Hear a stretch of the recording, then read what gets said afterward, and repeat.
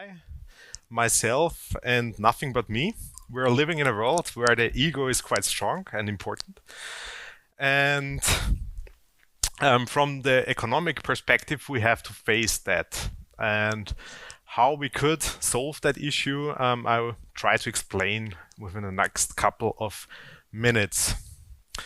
The official title or the area where we are acting is using technology as an enabler to bring customer experience to the next level. And what we discovered is that there is a huge gap sometimes between the different stakeholders, the requirements of the different stakeholders when it comes to communication, especially in the area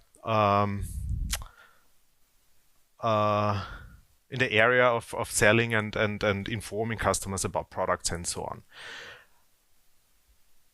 A short introduction. My name is Markus Gruber. I'm the Managing Director of DocuMatrix in Austria. And besides that, probably quite interesting as well, I'm Vice President at ICT Austria, which is a very small but mighty, somehow, non-governmental organization, NGO. And we are trying to enforce European ICT companies, and of course with a small focus on Austrian ICT companies as well. We try to show that we have a lot of knowledge, we have a lot of experience in Austria and in Europe, and it's not always necessary to look over the pond. So therefore, I have a big interest that we have the expertise in Europe as well. Some information concerning our company. DocuMatrix was founded in 1999, so it's already more than 23 years old. And right now we are having 4 locations, 3 in Austria, 1 in Switzerland. The Austrian company is responsible for developing our software components and doing professional service as well. And we have the marketing and the sales topics outsourced to Switzerland because they are more successful on that. Yeah, we are preparing, distributing analog and digital information. That's quite a high-level description. In fact, we're transferring data to human-readable information, human-readable documents. Mike Schawalder today in the morning already tried to explain what we understand as a document. On the one hand side, of course, still a sheet of paper with some text on it, but besides that, a document is as well a WhatsApp message, a document is an email, a document is actually a small image on a price tag in a shop, and a document could be as well a JSON file which is transferred between different software applications. We are acting cross industries, so actually we are in all branches somehow. Some are larger, some are smaller, but we are actually in all industries and branches at home, and we are serving our clients worldwide, but I have to be realistic. Our main focus is definitely Europe.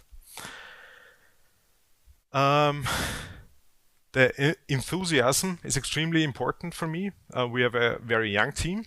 The average age of the development department is 32 years, and the average age overall in the company is 35 years.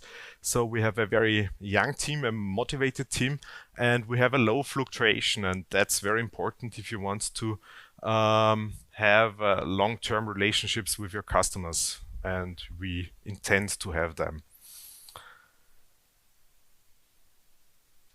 Our mission, we ensure optimal communication, digital and analog. So when you are opening our internal website, our internal system, this is one of the sentences which is presented immediately. And I think that's extremely important that we ensure optimal communication. And these 3 words are presented directly beneath: passion, innovation, expertise. That's important for us. Okay, some words concerning the agenda. We are talking a little bit about customer-centric communication. Afterwards, some pain points we have to face. Why is it important? And in the end, I try to explain 2 use cases where we already improved the workflows at our customers. And the last one, use case 2, electronic shelf labeling. It's just a basis, actually, of a hopefully long-term relationship with one of our customers. This should have been presented by Micro.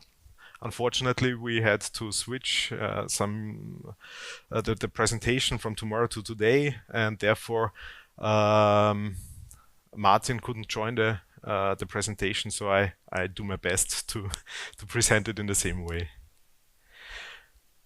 Yeah, customer-centric communication. What is it about? First of all, when we have the customer in the center, we have to choose the right channel to get in touch with that customer. And that channel could be either physical, could be digital as well. So this is one dimension of the topic of addressing a customer directly. Besides that, how to speak with that customer. Is it Markus? Is it Mr. Gruber? Is it something else? I'm an Austrian, you know, we have all these titles and so on. So it's much more difficult in Austria than somewhere else. But you have to match the customer on the right level, actually. Then when I already know the customer, I should ensure that I present him the right product combinations of my services, for example. I know exactly what the customer bought yesterday. I have to find out what he wants to buy tomorrow. Probably I should directly add something on his mobile phone, for example. I know he likes wine. Probably I should add a bonus or something like that. In general, further detail information.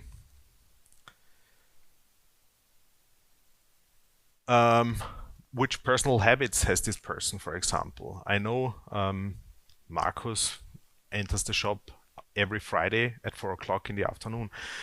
Probably I should send him some information concerning new product combinations or something like that exactly before. And if he uses, for example, a mobile app, I exactly know where he is on Friday at 5 minutes to 4.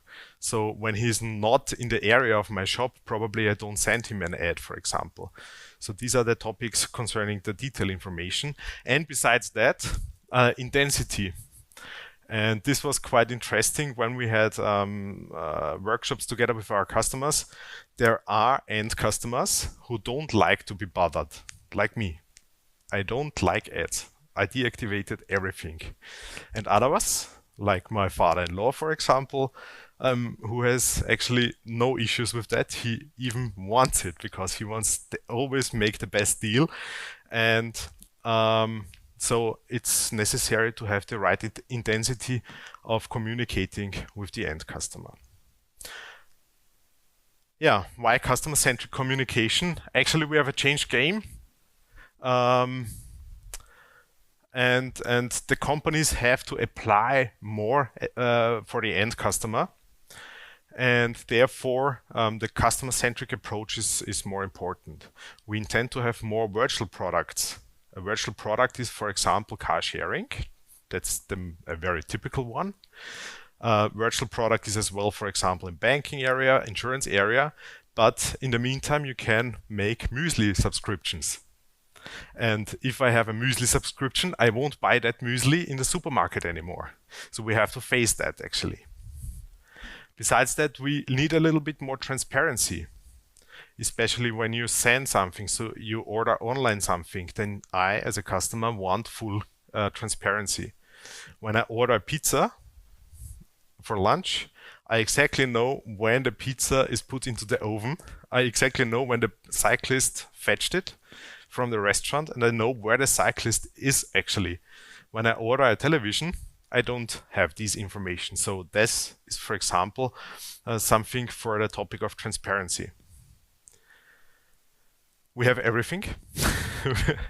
we have everything, either clothing, furniture, electronic stuff, and so on. So therefore, if I want to sell more different products, I have to know my customer a little bit better than the rest of, or better than the competitors. And besides that, we have all the topics around personalized service. And for me, the example in the pharmacy was quite interesting, where you even have personalized medicine, which is exactly produced for you and nothing else. So know your customer. We already heard that topic several times. And besides that, use this knowledge. That means we have a lot of data, we have a lot of AI applications, but then we have somehow to use that benefit and increase my success somehow. Yeah, and one of the game changers is, for example, the smartphone. We should use the smartphone a little bit more because the value of it is quite high. On the one hand side, this device is a mailbox. I can use that as a mailbox and directly address an end customer. If I want to send further information to something, then let's use that. So if we know where this mobile phone is located at. And when I'm walking down the street and I know there is a supermarket and Markus Gruber likes wine on Friday at 4 o'clock in the afternoon, then I can exactly identify Markus. I know where he is, and then I send him a push message, 10% off today for red wine. And so we have to use that, for example, for that. We can address directly the person. And besides that, we can use the phone as well for collecting data. We know where I'm moving, for example. I will be hiking this Saturday. And therefore, we can generate profiles and use that profiles for doing further intelligent stuff and using for as an input channel for my AI solutions and AI systems. Some pain points we discovered. The efficient communication. Let's use the right channels for for the expected results. What do I mean with that? When I'm using the common printed out paper for doing ads, for example, I cannot address directly somebody. If I want to come in touch with a customer on a bidirectional way, I have to use the correct digital way of doing that. When I have individual correspondence, what is that? A chatbot, for example, or an email portal or a feedback portal, then I have the problem that I have to interpret what the customer is writing within the input fields and so on. So I have to try to focus that the end customer comes somehow in a structured way of communication. That we are using wizards, for example, that I say, okay, you have an issue with, I don't know, guarantee, then click on that, and we are moving into a wizard and not interpreting individual texting. And besides that, of course, from a technical perspective, as a company, as a retailer, we need long-term maintenance. Software solutions have to be able to maintain over a long period of time, and besides that, they have to be able to scale. It's quite interesting. We saw a lot of startups, and we saw a lot of small companies who were extremely creative, developed really fantastic solutions, had a lot of intelligence, but then you tried it out with 40,000 products instead of 10,000 or even less, and then suddenly everything broke down. Or they tried to, they built a pilot for just one entity, and then they wanted to multiplicate it over the different countries, and they were not able to do that. And so therefore, of course, the scalability of software solutions is very important. And besides that, there are some breaking factors. First of all, we were talking already several times today. We have the silos within the different organizations, and everybody's thinking in these silos, and we have to break up that as well. So we have to think as one organization, and we want to increase the efficiency of these one organizations. And besides that, unfortunately, quite often the creativity of decision makers and employees is ending somehow. And besides that, of course, we have quite often a lot of changes in the business processes and in the architecture on the system side as well as on the organization side. So we have to face that from the perspective as a retailer, and hopefully we will manage it. Yeah, why is that important? On the one hand side, the complexity of the requirements is increasing, and to be honest, this is one of the biggest issues, because on the one hand side we have different interests between the different potential customers, and besides that, extremely different handling of the software solution in the end. We have quite a lot of interest between end customers and the legislation. This was as well, for example, one of the points we discussed in the area of the pharmacies. And besides that, we have to face all the new concepts. So this was quite interesting in your speech, where you just grab it and go, and everything else is done digitally. And so become more efficient, achieve more, and grow. I have to look a little bit on the clock, but I think we'll make it. Just some use cases. First is Sophie Mobile.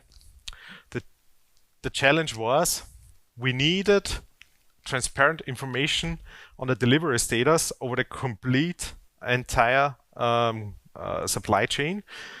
And besides that, we want to have the possibility to anonymously interact or have a conversation with the different stakeholders. So that means when I, for example, buying muesli, it's a good example probably, we have grain, and we wanted to track the complete supply chain beginning from the field until the muesli in the end.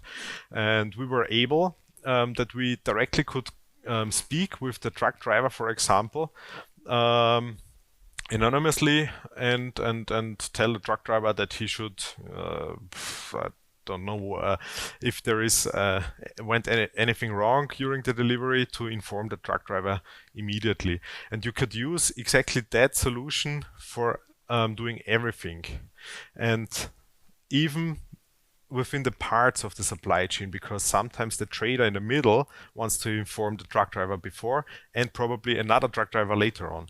And so we were able to have a completely transparent information. I knew exactly where my products are. I exactly knew in which status my product is and when it will be delivered. And the magic behind is actually a cloud-based solution where all the stakeholders who are somehow influenced are on this solution, and completely anonymously. That's the most important point, because otherwise nobody would have given you the data. So on the one hand side, we have track and trace implemented, and besides that, the communication level, so that everybody could get the right information to the right time. And the second one is, I would say, a classical retailer topic, electronic shelf labeling. It's not the big magic, but Migros had a couple of challenges concerning that. First of all, Migros doesn't want to be, they wanted to be independent from the different ESL tag providers, because usually they try to force companies to go exactly with one, and then you can't move somehow. And then they discovered, okay, all these different tags have different resolutions, different provided colors, for example. some of them are lasting longer and some of them are lasting less long. Then they have a lot of shops, very big shops, so they had a mixture as well. Then they discovered after a couple of months using one provider, the first labels are can't be used anymore. So then they have a mixed infrastructure even in one shop. And then we came into the game, and we were able to build together with Migro to build up the basement, the foundation, on the one hand side of solving that issue. But besides that, we set up the basement and foundation for a long-term multi-level communication strategy. That means we are right now developing a little bit more in the direction that I say, okay, we have the price tag on the one hand side. In combination with my smartphone, I have a completely a solution for an integrated communication between the product, the retailer, and me as a customer, because I can fetch some further information concerning the product, what is it made of, where does it come from, what's the CO2 footprint somehow, all the further information concerning the product and the services I want to buy for. And besides that, we are collecting a lot of data with that, which could be used for further usage. So on an architectural picture, on the one hand side, we have, of course, database with all the product information, with all the media information, pictures, videos, and so on. Then we are processing everything, and in the end, we are providing it on the shelf, or on a mobile phone, or on the online shop, and so on. In the end, we want to integrate the different devices, the different channels, the different levels of communication.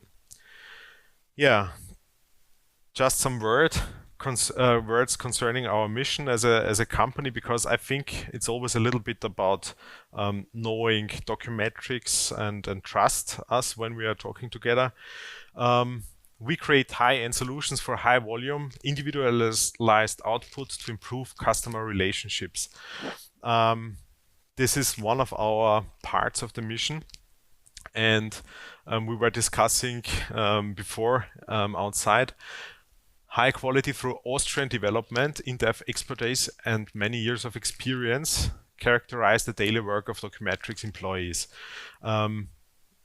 It's a strategic decision that everything we are providing right now is developed within Austria, in-house, so we do not work together with external companies when it comes to development, because our customers trust us.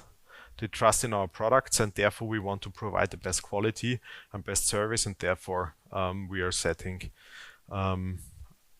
or we have our internal team only when it comes to development and support. And therefore I really thank you, and I'm already I'm happy that you will have the speech after myself. Thank you.